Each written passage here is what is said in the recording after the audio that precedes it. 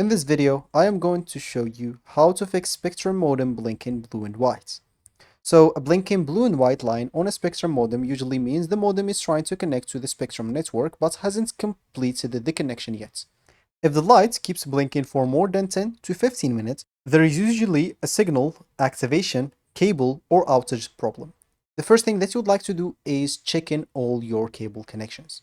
Make sure that the coax cable is firmly connected to the modem, the cable is firmly connected to the wall outlet, and the power cable is fully plugged.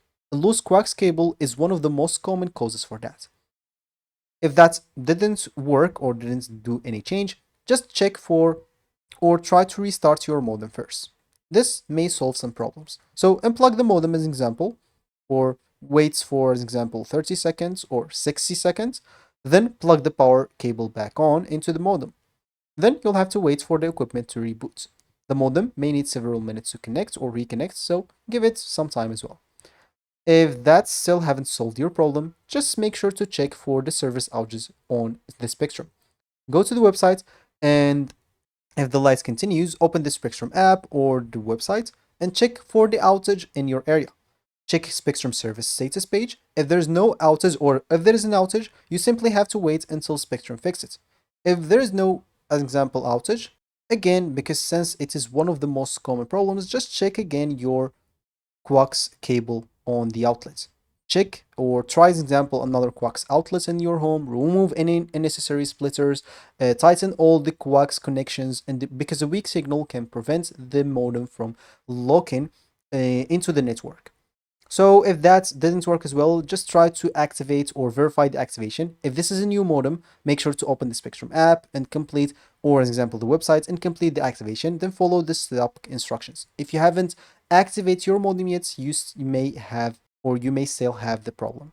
So a modem that is not activated will continue blinking for sure. If none of these works, as a last resort, you can try to factory reset your modem.